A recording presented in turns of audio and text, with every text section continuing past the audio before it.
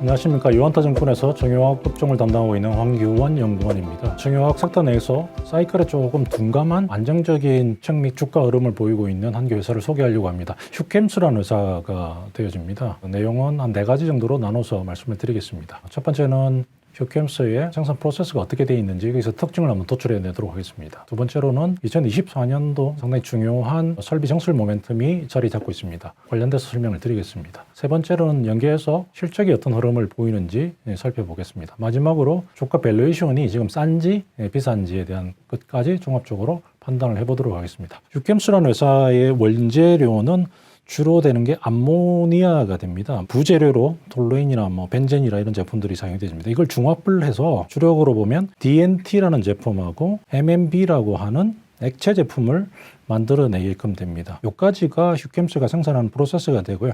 요 DNT와 MMD는 좀 생경합니다만 어디에 사용되어지냐면 전방업체들이 우레탄이라고 하는 제품 소재로 사용되어집니다. DNT라는 제품은 우레탄 중에서 연성 우레탄이라고 하는 구체적으로 실생활에 쓰이는 물건으로 한번 살펴보면 매트리스, 침대에 들어가는 매트리스나 인조 가죽이나 이런 제품들에 주로 사용되어지는 게 이 DNT 제품이 되어집니다. 휴캠스의 첫 번째 주력 제품은 이 DNT가 되어집니다. 두 번째로는 이제 MMB라는 제품, 아모니아에서 똑같이 중합을 해서 나오는 MMB라는 제품은 주로 어디에 사용이 되냐고 하면 경성 폴리우레탄, 좀 딱딱한 폴리우레탄 용도로 들어가는데 건축용 단열재, 자동차에 대한 내장재, 냉장고에 들어가는 보냉재 이런 제품들로 사용이 되어집니다. 기초 제품에서 중간 화학 제품을 생산해서 다운스트림 제품 업체한테 토스터하는 형태의 과도기적인 중간 형태의 생산 설비를 좀 가지고 있습니다. 주요 제품은 어디에 판매가 되냐 그러면 DNT와 같은 제품까지 말씀드렸던 인조 가죽이나 이쪽에 들어가는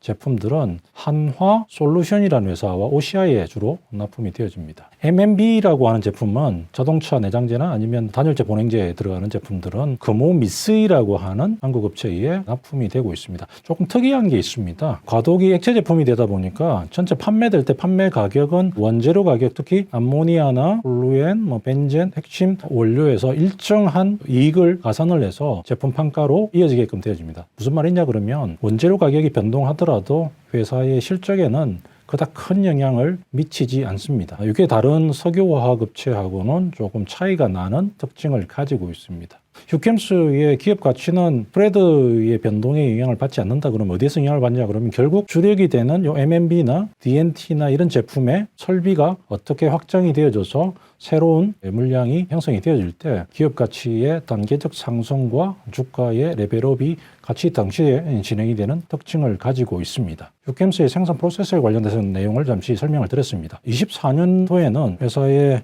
캐파 변동이 발생이 되어집니다. 휴캠스의 주력 설비의 생산 능력 변화 부분을 나타내고 있습니다. 2017년, 18년 이후부터 시작해서 주력 제품이 되는 질산임 기초 제품이 됩니다. 앞서 말씀드렸던 DNT와 MMB 제품의 캐파가 됩니다만 2018년 이후부터 계속 횡보하는 형태를 보이다가 2024년도에 설비가 점프업이 이루어집니다. 구체적으로 보면 어떤 설비가 예정이 잡혀 있냐면 2024년 1분기 초에는 질산이라는 공장이 40만 톤 정도가 완공이 되어지면서 추가적으로 매출이 발생이 될 것으로 보여집니다. 3분기가 되면 MMB라고 하는 제품 30만 톤이 다시 추가해서 완공이 되어집니다. 전체 생산 캐파 기준으로 보면 30% 내외의 캐파가 늘어나게끔 되는 효과가 내년 1분기와 3분기에 포진이 되어져 있습니다. 정설에 대한 모멘텀이 구체적으로 좀 부각이 될 것으로 보여집니다. 앞서 말씀을 드렸던 것처럼 이들 제품, 특히 이제 MMB와 같은 제품들은 주로 거래처가 금호미쓰이와 같은 거래처가 고정이 되어져 있습니다. 이러다 보니 MMB 설비 정설이 돼서 양산이 되어지면 이 금호미쓰이에서 전량 구매를 해가게끔 되는 상황입니다. 휴캠스 입장에서 보면은 판매에 대한 리스크가 상당히 줄어든다는 뜻이 되어집니다. 내년도 휴캠스의 실적 증가 의 기본이 되어지는 캐펙스의 변동 부분에 대한 메리트가 있는 걸 먼저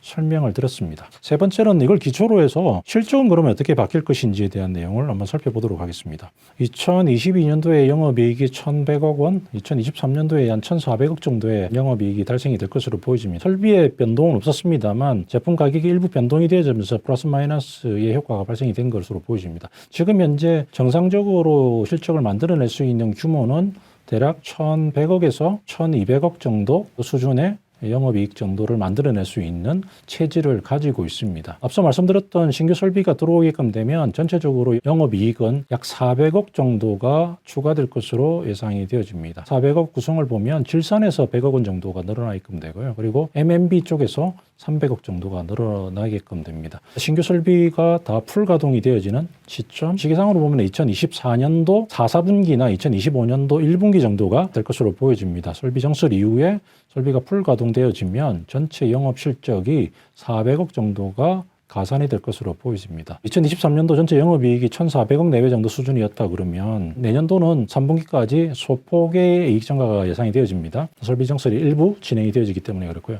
그 효과는 2025년에 발생이 될 것으로 보여집니다. 약 한 1,600억 정도로 이익이 늘어날 것으로 보여집니다. 좀 전에 400억 정도의 이익이 추가적으로 더 늘어나는데 왜 200억밖에 안 늘어납니까? 라고 질문을 할 수가 있습니다. 그런데 좀 주의하셔야 될 게 2023년도와 실적에서는 200억 정도가 일시적인 시차라고 하는 원료 가격의 변동 때문에 평가성 이익이 잡혔던 게 200억 정도 내외가 잡혀져 있습니다. 해당 부분들이 없어지면 대략 1,200억 정도의 노멀한 실적 창출 능력을 보유한 게 2023년으로 보면 될 것 같고요. 여기에 400억 정도의 영업이익이 가산이 된다 이렇게 보면 될 것 같습니다. 유캠스의 실적 모멘텀은 결국 내년도 정설과 아울러서 2025년까지 대략 지금보다 20% 내외의 실적 증가를 기대를 할 수 있다라고 요약을 해볼 수 있을 것 같습니다. 실적 이외에 마지막으로 주가 밸류에이션은 어떻게 되는지에 대한 부분을 살펴보도록 하겠습니다. 유캠스의 PBR 밴드 추이를 한 20년 이상 이렇게 그려놨습니다. 과거의 흐름은 제일 저평가 받았을 때가 PBR이 0.7배 정도 수준이었고요. 그리고 적정한 평가를 받았을 때가 2배 정도까지는 설비 정설이 있을 때마다 상승이 되는 모습을 보였습니다. 최저 0.7배에서 2배 사이에서 주가 등락이 이루어졌다 이렇게 보시면 될 것 같습니다. 현재 2024년도 12월 기준으로 보면 PBR이 정확하게 1배 정도 수준입니다. 과거 최저치 수준보다는 조금 높지만 여전히 적정한 설비 정설이 이루어졌을 때의 밸류에이션, 과거에 보시면 2009년도, 10년도에 신규 정설이 일어나면서 PBR이 2.4배, 2016년도에 다시 정설이 한 번 있었습니다. 당시에 PBR이 1.7배 정도까지 상승했던 과거 경험에 비춰보면 2024년도에 질산과 M&B 정설 효과가 나타날 것으로 보여집니다만 해당 시기까지는 최소한 1.3배에서 1.6배 정도 수준의 밸류에이션 상승이 가능한 구조로 전개될 가능성이 좀 높아 보입니다. 지금까지 유캠스에 대해서 4가지에 나눠서 설명을 드렸습니다. 요약하자면 이렇습니다. 석유화학 중에서 사이클에 조금 둔감하면서 설비 정설이 일어날 때마다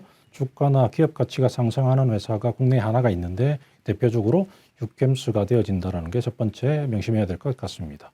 두 번째로 생산 프로세스상에서 보면 암모니아를 가지고 단열재라든지 보냉재에 들어가는 우레텐 소재를 주로 생산을 하고 있습니다.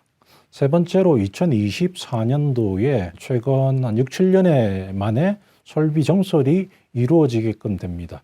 구체적으로 M&B와 같은 설비 정설이 이루어져서 전체적인 실적을 견인할 수가 있을 걸로 보여집니다. 이로 인해서 실적 규모는 통상적으로 발생되어질 수 있는 1,200억 정도에서 영업이익 기준으로 2025년도에 1,600억대 이상으로 실적이 400억 정도가 추가가 돼서 단계적으로 상승하는 모습이 나타날 가능성이 높습니다. 마지막으로 주가 밸류에이션은 여전히 과거치 하단에 해당하는 PBR 1배 정도 전후에서 머물고 있어서 조금 긴 스탠스를 가지고 2024년 하반기를 내다보면 투자자라고 하면 유캠스를 주식을 바이 앤 홀드 형태의 전략을 취해서 가져가는 게 적합하다고 판단이 되어집니다. 유캠스에 관련되어져 있는 내용을 간략하게 살펴봤습니다. 좀 더 자세한 내용은 유한타증권 홈페이지를 참조하시면 될 것 같습니다. 고맙습니다.